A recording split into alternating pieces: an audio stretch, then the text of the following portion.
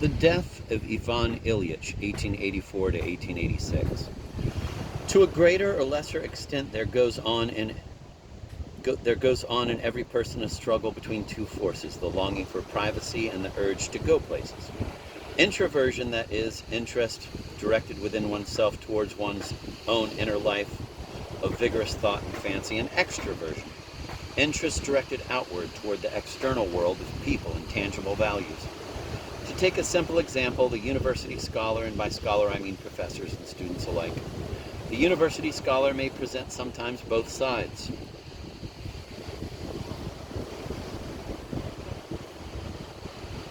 He may be a bookworm, and he may be what is called a joiner, and the bookworm and the joiner may fight within one man. A student who gets or wishes to get prizes for acquired knowledge may also desire or be expected to desire prizes for what is called leadership. Different temperaments make different decisions, of course, and there are minds in which the inner world persistently triumphs over the outer one, and vice versa. But we must take into account the very fact of a struggle going on or liable to go on between the two versions of man and one man, introversion and extroversion. I have known students who, in the pursuit of the inner life and the ardent pursuit of knowledge of a favorite subject, had to clap their hands to their ears in order to shut out the booming surf of dormitory life.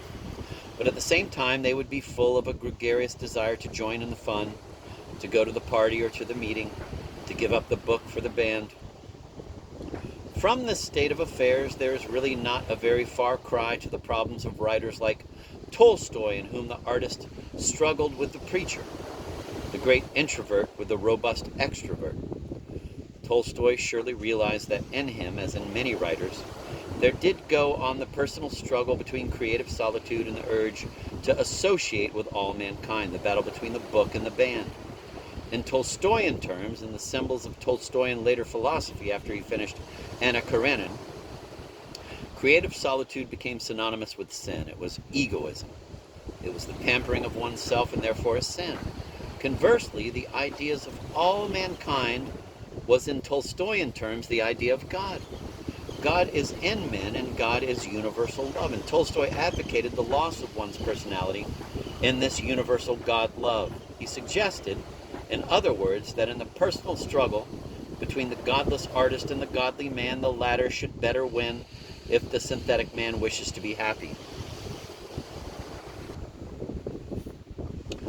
We must retain a lucid vision of these spiritual facts in order to appreciate the philosophy of the story, the death of Ivan Ilyich. Ivan is, of course, the Russian for John, and John in Hebrew means God is good, God is gracious.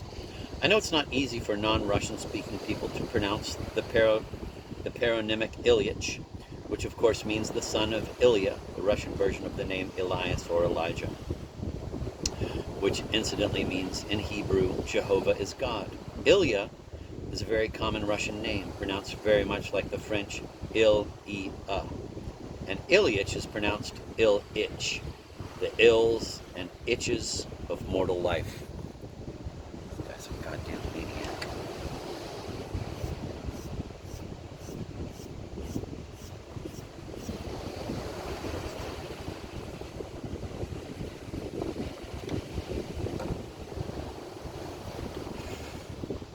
Now comes my first point. This is really the story not of Ivan's death, but the story of Ivan's life. The physical death described in the story is part of mortal life.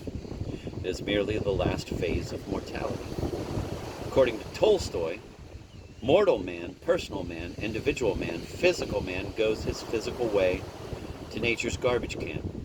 According to Tolstoy, spiritual man returns to the cloudless region of universal God love, an abode of neutral bliss so dear to Oriental mystics. The Tolstoyan formula is, Ivan lived a bad life, and since a bad life is nothing but the death of the soul, then Ivan lived a living death, and since beyond death is God's living light, then Ivan died into new life, life with a capital L.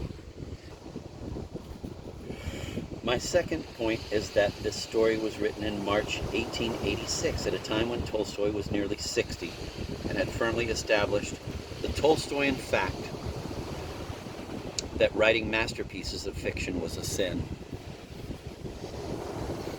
He had firmly made up his mind that if he would write anything after the great sins of his middle years, War and Peace and Anna Karenina, it would be only in the way of simple tales for the people, for peasants, for school children, pious educational fables, moralistic fairy tales, that kind of thing. Here and there in The Death of Ivan Ilyich, there is a half-hearted attempt to proceed with this trend, and we shall find samples of a pseudo-fable style here and there in the story. But on the whole, it is the artist who takes over. This story is Tolstoy's most artistic, most perfect, and most sophisticated achievement. Thanks to the fact that Gurney has so admirably translated the thing, I shall have the opportunity at last to discuss Tolstoy's style. Tolstoy's style is a marvelously complicated, ponderous instrument.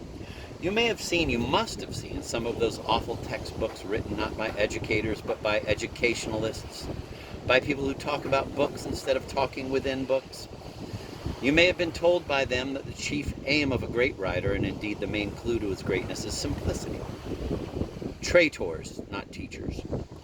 In reading exam papers written by misled students of both sexes about this or that author, I have often come across such phrases, probably recollections from more tender years of schooling, as, his style is simple, or his style is clear and simple, or his style is beautiful and simple, or his style is quite beautiful and simple. But remember that simplicity is buncombe. No major writer is simple. The Saturday Evening Post is simple. Journalese is simple. Upton Lewis is simple. Mom is simple. Digests are simple. Damnation is simple, but Tolstoy's and Melville's are not simple. One peculiar feature of Tolstoy's style is what I shall term the groping purist. In describing a meditation, emotion, or tangible object, Tolstoy follows the contours of the thought, the emotion, or the object until he is perfectly satisfied with his recreation, his rendering. This involves what we might call creative repetitions, a compact series of repetitive statements, coming one immediately after the other, each more expressive, each closer to Tolstoy's meaning. He gropes, he unwraps the verbal parcel for its inner sense. He peels the apple of the phrase, he tries to say it one way, then a better way. He gropes, he stalls, he toys. He Tolstoys with words. Another feature of his style is his manner of weaving striking details into the story, the freshness of the descriptions of physical states. Nobody in the 80s in Russia wrote like that. The story was a forerunner of Russian modernism just before the dull and conventional Soviet era.